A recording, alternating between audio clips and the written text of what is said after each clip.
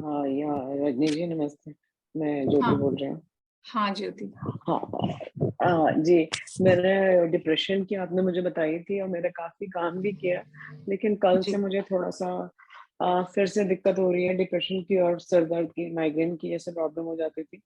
तो बहुत हुँ, दिन मतलब 1-2 महीनों के बाद हुई है क्योंकि मेरी प्रोबायोटिक्स चल रही थी जो डॉक्टर ने डायग्नोज़ किया था। उसके बाद से हुँ, मुझे सर दर्द की अब कभी प्रॉब्लम नहीं हुई थी। लेकिन पता नहीं कल कुछ हेवी खाना मैंने थोड़ा खा लिया, वो सूट नहीं किया या क्या है? लेकिन मुझे कल से मतलब आज सुबह से बहुत सिर में दर्द हो रहा है और मेरी नी की भी प्रॉब्लम चल रही है और जी, मैंने आपके वाइल्ड रोज़, जेंशियन, गॉर्स और स्वीट चेस्टनट ले रही हूँ, थोड़ा लो जो फ़ील करते हैं डिप्रेशन का। लेकिन नहीं, जनरली मेरे को इनसे बहुत फ़ायदा इनसे जो आपने बताई थी लास्ट टाइम डिप्रेशन का जब आपने टॉपिक लिया था, तो इन जी, दवाइयों से मुझे बहुत ज़्यादा बेटर मैंने फ़ील किया था। तो आज पता नहीं क्यों मैं ले रही हूँ लेकिन आराम नहीं आ रहा। तो मे बी शायद हमारे घर में हाउस वार्मिंग होने वाली है उसके लिए कुछ गेस्ट का और सारी हाँ, चीज़ों की प्लानिंग में मैं शायद हुँ, एक्सर्ट फ़ील कर रही हूँ अपने आप को मेंटली, तो मुझे समझ नहीं आ पा रहा। तो ये भी शायद एक रीज़न हो सकता है क्योंकि मेरे पे कई चीज़ों की रिस्पॉन्सिबिलिटीज़ और एकदम सडनली बहुत प्रेशर आ गया। तो तो हो आप सकता है ये भी सारी एक रीज़न हो। दवाइयाँ बंद करके सिर्फ़ एल्म ले लीजिए। अच्छा, सिर्फ़ हाँ, एल्म लीजिए क्योंकि बहुत ज़्यादा रिस्पॉन्सिबिलिटी का प्रेशर है इस समय। You have to arrange all the things. तो शायद आप उ उसी से ओवरवेल्म फ़ील कर रही हैं, तो इसी तो से वो आपका सर सर दर्द दर्द के लिए भी है? ठीक हो सकता है। इसी से सर दर्द अच्छा, ठीक होगा। ठीक। आप इस सेशन के बाद उसको ट्राई कीजिए और इवनिंग तक मुझे बताइए। अगर ये बिल्कुल करेक्ट मेडिसिन है तो आपका आधे घंटे के अंदर ही सर दर्द ठीक हो जाएगा and you will feel better. ठीक है। और अगर उसके थैंक यू बाद वेरी मच। कमजोरी, थैंक यू। हाँ कमजोरी वगैरह लगती है तो आप ओलिव हॉर्नविन ले लीजिएगा। ठीक है, ठीक है। थैंक यू जी, thank you. Welcome. Anyone else?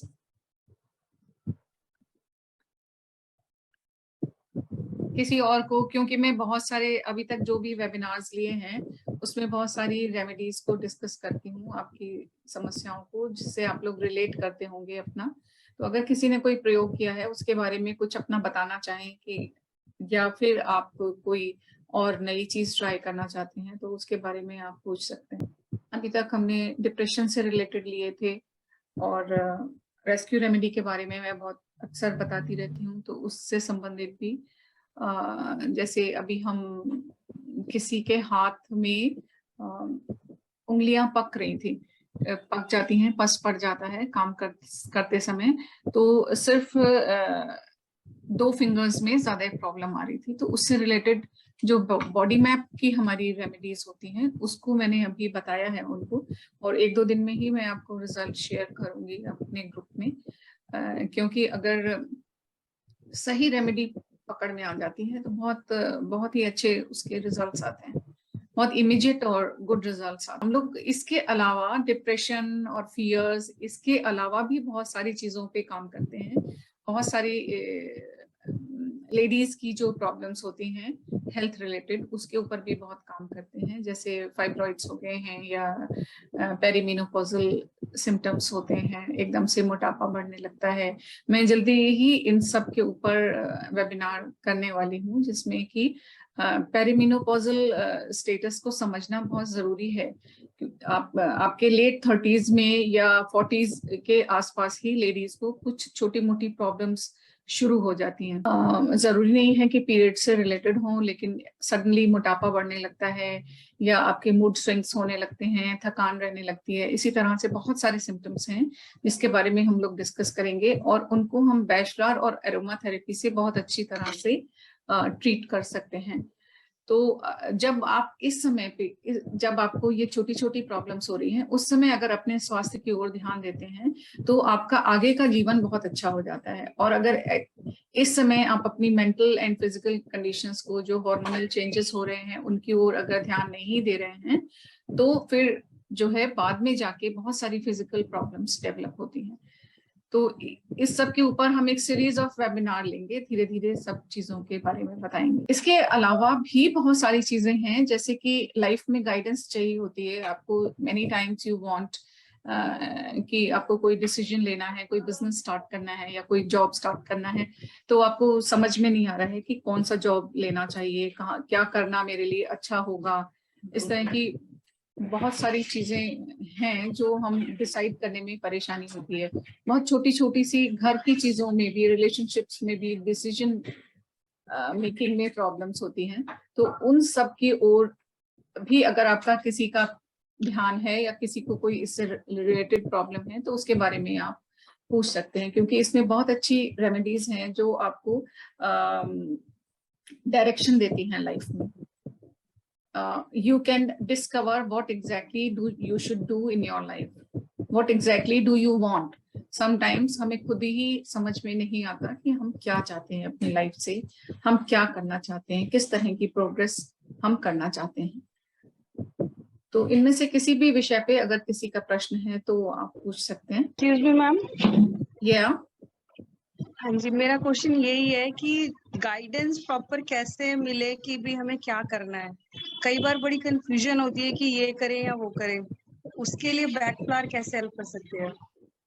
उसमें हमारे पास कुछ रेमेडीज हैं जो हम और भी इमोशंस को डिस्कस करेंगे आपके साथ में। आप प्लीज अपना वीडियो ऑन कर लें तो शायद बात करने में और अच्छा लगेगा। I think Monica is asking or what, who is there? Okay, hello. So, who was asking this question? Monica, you are mute. Ma'am, I am asking this question. You are asking, na? I recognized your voice, so I thought you are asking this. तो हमारे पास कुछ remedies हैं जो आपको direction देती हैं। आप उसको जब उन रेमेडीज को आप लेना शुरू करेंगे तो खुद से आपके दिमाग में आना शुरू होगा, खुद से आपके दिमाग में कई ऑप्शंस आएंगे और उसमें से कोई पर्टिकुलर ऑप्शन आपको अट्रैक्ट करेगा and you will be able to decide.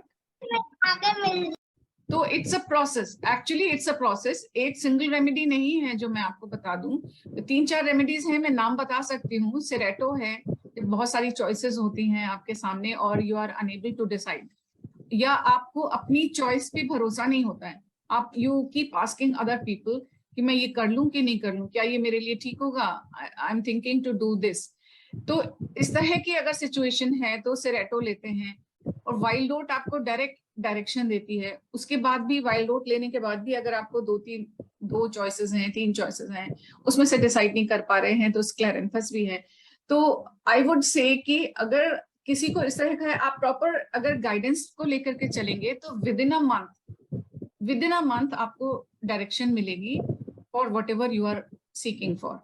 May be job की डायरेक्शन हो या लाइफ की डायरेक्शन हो या कोई बिजनेस स्टार्ट करना है आपको उसकी डायरेक्शन हो, तो या स्टडी में बच्चों को क्या कौन से सब्जेक्ट्स लेने हैं, क्या करियर चूज करना है। शुरू में 9th-10th के समय पर भी और 11th-12th के समय पर बहुत बच्चे कंफ्यूज होते हैं, तो उसमें भी आपको हेल्प मिलेगी। Thank you ma'am. और जैसे आपने बच्चों की स्टडीज के लिए सब्जेक्ट के लिए बोला, बच्चों का कंसंट्रेशन लेवल इंप्रूव करने के लिए हम उन्हें क्या दे सकते हैं जो टिक के पढ़ ले? तो मेरा बेटा है छोटा, वो टिकता नहीं है, पढ़ता नहीं है, मतलब 10 मिनट पढ़ेगा भाग जाएगा, फिर पकड़ के लाओ उसको, मतलब इस चीज में बहुत प्रॉब्लम है। बैठता है तो कर लेता है लेकिन उसको बिठाना एक टास्क है, उसके लिए उसे क्या दूं? तो बेसिक प्रॉब्लम कंसंट्रेशन नहीं है, बेसिक प्रॉब्लम है उसकी चंचलता जो है कि he wants to do so many things। बाहर खेलना, इस सब में उसका लैक ऑफ इंटरेस्ट है, स्टडी में इंटरेस्ट कम है, खेलने में इंटरेस्ट ज्यादा है। एक तो ये है कि बच्चा लेके किताबों को बैठा हुआ है और उसके बाद भी वो पढ़ नहीं पाता है, उसमें उसका कंसंट्रेशन नहीं हो रहा। पर आप तो बता रहे हो कि वो भाग जाता है, बार बार बाहर चला गया, कुछ और करने लगा। हाँ, तो ऐसे में उसको वर्वेन दे सकते हैं। वर्वेन एक रेमेडी है जिसको दे सकते हैं कि जो बच्चे ज्यादा चंचल होते हैं, उनका बहुत तरफ दिमाग चलता है, वो कुछ सीधे बैठ नहीं सकते एक भी समय। क्या ऐसा है? यस मैम, वो टिक के नहीं बैठता, बस उसको यही है, उसको लगता है कि मौका मिले और मैं निकल जाऊँ, मम्मी का ध्यान इधर उधर हो, मैं फटाफट कुछ और करने लग जाऊँ, ये है प्रॉब्लम। और पूरे समय कुछ ना कुछ करते रहना उसकी आदत होगी। हाँ वो टिकता तो है ही नहीं है, कभी ऊपर कभी नीचे कभी इधर उधर, उसने कुछ ना कुछ करना तो है ही है। हाँ, तो वर्वेन दे सकते हैं, और फिर कुछ और भी रेमेडीज साथ में इंक्लूड कर सकते हैं कि उसकी वो आदत छूटे। आदत छुड़ाने के लिए हमारी चेस्टनट बड है। चेस्टनट बड एक रेमेडी होती है जो पुरानी आदत उसकी जो पड़ गई है ऐसा ही करते रहने की। कौन सी क्लास में है आपका बेटा? 3rd स्टैंडर्ड में। 3rd स्टैंडर्ड में है। हाँ, तो आप हाँ उसको जी। चेस्टनट बड और वर्वेन दे करके देखिए, और उसके बाद मुझसे कंसल्ट कीजिएगा अगर कोई और चीज की फर्दर आपको जरूरत महसूस हो। इस ठीक है। बच्चों की हैंड राइटिंग भी मैम किसी मेडिसिन से इम्प्रूव हो सकती है क्या, जिससे कि थोड़ा सा सही लिखे? नहीं, जब वो ध्यान देने लगेंगे, अगर ध्यान दे के लिखेंगे तो इम्प्रूव होगी।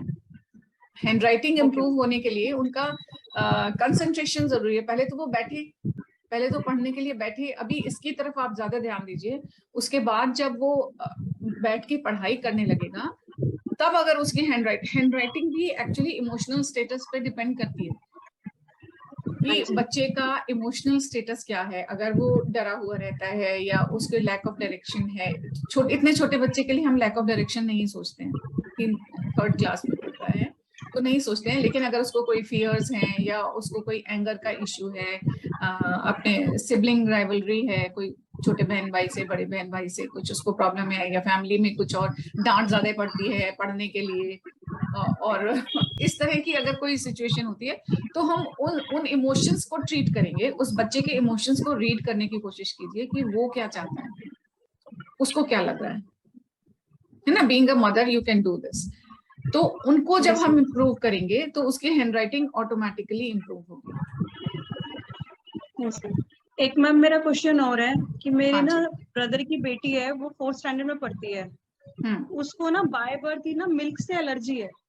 हाँ, तो उसके लिए हम कुछ कर सकते हैं? वो मिल्क कोई भी प्रोडक्ट नहीं ले सकती है, कुछ लेते ही उनको सारे बॉडी पे दाने वाने ऐसे निकल आते हैं। बेस्ट तो ये है कि मिल्क छोड़ दिया जाए वैसे उसके यही कर रखा है वैसे। नहीं वैसे तो छोड़ा ही हाँ, दिया है। और बट सोया मैंने मिल्क कहा इसका दीजिए। कुछ। या देखिए, वैसे एलर्जीज के लिए हमारे पास है रेमेडीज। एलर्जीज का है, उसका प्रॉपर केस टेकअप करके मुझे ट्रीटमेंट लेना होगा। लेकिन दूध 80% लोगों को हजम नहीं होता है, और बचपन से अगर हजम ना हो तो पेरेंट्स को बहुत ज्यादा लगता है कि नरिशमेंट नहीं उसको मिल भी रहा। यही प्रॉब्लम है और उसकी सिस्टर को भी सेम प्रॉब्लम है, दोनों बच्चों को मिल्क से एलर्जी है। तो दूध कितने टाइम हो गया छोड़े हुए? भाई लेकर हेलो,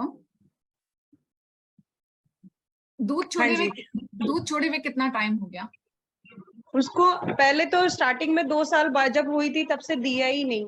फिर उसके बाद धीरे धीरे डॉक्टर कह रहा है ट्राई करो कि शायद इसको सूट करने लग जाए, लेकिन उसको सूट नहीं करा। तो 1-1.5 साल से अब बिल्कुल बंद कर रखा है, बिस्किट्स भी चॉकलेट्स भी हर चीज, जो भी मिल्क अच्छा, प्रोडक्ट है कुछ भी नहीं देते हैं। अच्छा, उससे भी प्रॉब्लम, दही भी नहीं ले सकता है? नहीं कुछ भी नहीं, जिसमें थोड़ा सा भी मिल्क कंटेंट है कुछ भी नहीं देना। पनीर पनीर दूध भी दही नहीं कुछ देना। नहीं? पनीर हाँ, दूध दही बिस्किट चॉकलेट्स टॉफीज कुछ भी जो भी मिल्क कंटेन है, जिसमें भी कंटेंट है वो नहीं देना। अच्छा, तो सोया मिल्क ट्राई कीजिए, और बाकी पूरा ट्रीटमेंट आपको लेना पड़ेगा उसके लिए। 1-2 दवा नहीं है, पूरा बनाना पड़ेगा उसका ट्रीटमेंट। मतलब तो इससे क्योर होने का है चांसेस? उस क्योर होने के चांसेस हैं, कि भाई क्योर होने इन के फ्यूचर चांस। भाई इन फ्यूचर मिल्क मतलब ले सकें शायद। हाँ, हाँ, अगर मिल्क क्योंकि के ऐसे फॉर्म ना, में ना भी ले सकें तो दही पनीर इन सब फॉर्म में ले पाएंगे। हाँ डायरेक्ट नहीं इनडायरेक्ट ले ले, क्योंकि इसको थोड़ा हाँ, स्टार्ट करा था इनडायरेक्ट देना, लेकिन हाँ, इनडायरेक्ट देने से भी कोई बेनिफिट नहीं हुआ। वो सारी बॉडी पे दाने निकल आते बुरी तरीके से, और वो किसी भी मेडिसिन से ठीक नहीं होते। नहीं, हम उसके लिए हम एलर्जी का ट्रीटमेंट कर सकते हैं, और वो थोड़ा सा मतलब आपको 3-4 महीने तो पेशेंस रखनी ही होगी, और हो सकता है थोड़ा और लंबा चले, लेकिन 3-4 महीने में कुछ फर्क नजर आना चाहिए। अगर फर्क नजर आने लगेगा तो थोड़ा सा और लंबा कंटिन्यू करेंगे, क्योंकि ये बेसिक सिस्टम की उसकी प्रॉब्लम है। तो किसी भी जब सिस्टम में जाते हैं तो 6 मंथ्स एटलीस्ट होते हैं, जो जो भी आपके बॉडी के किसी पूरे सिस्टम की प्रॉब्लम होती है ना। एलर्जी जो है वो पूरे सिस्टम के थ्रू, स्टमक के पूरे डाइजेस्टिव सिस्टम के थ्रू जा रहा है ना, और तब वो हजम नहीं होता है। तो उसमें आपको 6 महीने सोच के चलना चाहिए कि कम से कम 6 महीने लगेंगे, कम से कम। और उसका ट्रीटमेंट वैसे हो सकता है, एलर्जीज के बहुत अच्छे ट्रीटमेंट्स हैं, हम लोगों ने किए हैं, जो स्किन रैशेस वगैरह उससे अच्छी होती हैं। एक Okay, एलर्जी ma'am. का ट्रीटमेंट मैंने शेफाली आपके लिए किया था, आप अपना थोड़ा सा एक्सपीरियंस शेयर कर सकते हो इससे संबंधित। हालांकि वो दूध की एलर्जी नहीं थी, आपको टंग में एलर्जी थी ना, कुछ रैशेस हो जाते थे वो। हाँ, अनम्यूट करके आप अपना थोड़ा सा बताइए। हाँ, मुझे तो काफी फायदा हुआ था बेस्ट प्यार की रेमेडीज से। मेरे इसमें माउथ में कुछ वो थे, छाले थे, छाले ठीक हो गए थे, लेकिन वो रैशेस रह गए थे। तो मैं कुछ भी मतलब स्पाइसी नहीं खा पाती थी, वो फौरन लगता था। लेकिन ये ट्रीटमेंट लिया तो इससे मुझे 15-20 दिन में मतलब बिल्कुल ठीक हो गया। अब मैं कुछ भी खा लेती हूँ, कोई प्रॉब्लम नहीं है।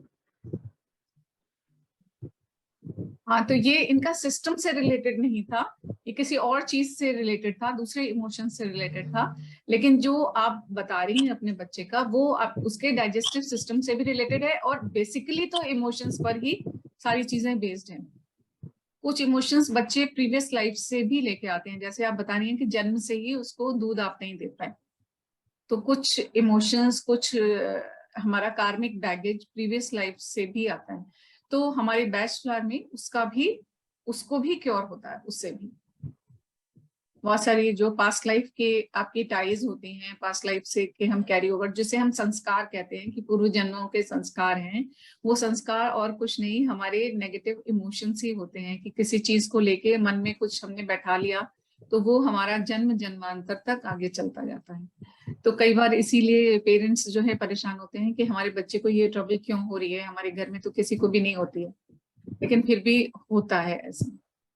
तो आप इसको ट्रीटमेंट लीजिए इसका, तो बहुत संभावना है कि आपका बच्चा ठीक हो जाएगा।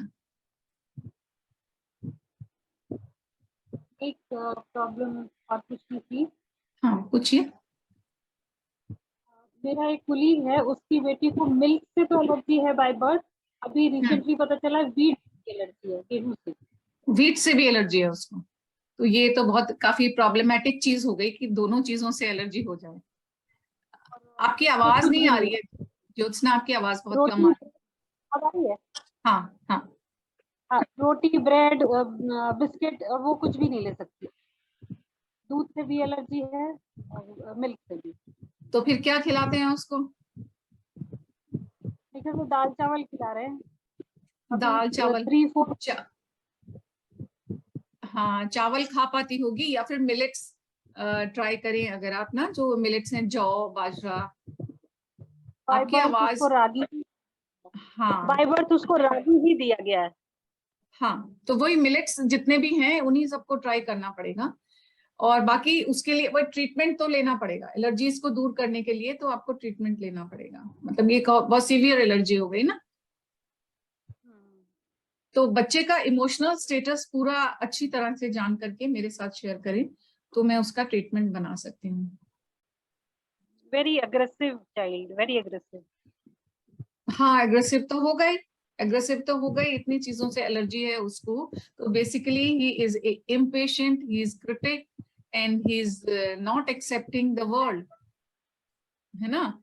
जन्म ले लिया है, लेकिन बहुत सारी चीजें उसको एक्सेप्टेबल नहीं है जो कि उसके चारों तरफ हैं। एलर्जी मीन्स दिस ओनली ना, कि कुछ चीजें जो हमें एक्सेप्ट नहीं हो, हम कर पाते हैं, और उस पर हमारा वश भी कोई नहीं चलता, हेल्पलेसनेस की फीलिंग होती है, तो हमें एलर्जीज डेवलप होती हैं। This is the fundamental. तो आप अगर चाहें तो उसका पूरा स्टेट बता के तब उस पर ले सकते हैं, ट्रीटमेंट ले सकती हैं। Thank you. वेलकम। कुछ रेमेडीज हैं, कुछ ऐसे एसेंशियल ऑयल्स हैं जो अगर आपका बिजनेस लो जा रहा है, आपका मनी रिटर्न नहीं हो रहा है, इस तरह की चीजों, इस तरह के जो ब्लॉकेजेस हैं उनको भी रिमूव करता है। तो उस तरह की चीजों को भी आप, मतलब you should come up with the problem, then I can tell you कि I have the solution for this or not. What are your timings? My consultation charges timings are from 10 to 1. मेरे को पहले problem लिख के भेज दें, उसके बाद मैं कोई भी एक टाइम स्लॉट आपको in between during this duration आपको अलॉट कर दूंगी कोई टाइम। तो तो हाफ एन आवर का कंसल्टेशन होता है। मैम किसी और का मनी अगर ब्लॉक है और वो यहाँ इंडिया में नहीं रहते हैं तब क्या कर सकते हैं? नहीं, देखिए जिसका मनी ब्लॉक है वो डायरेक्टली ही अगर वो ही प्रे करेगा या वो ही उन चीजों को यूज करेगा तभी उससे फायदा होगा, है ना। इनडायरेक्टली तो फिर हम रेकी कर सकते हैं, प्रे कर सकते हैं उसके लिए दूर से। जी तो जी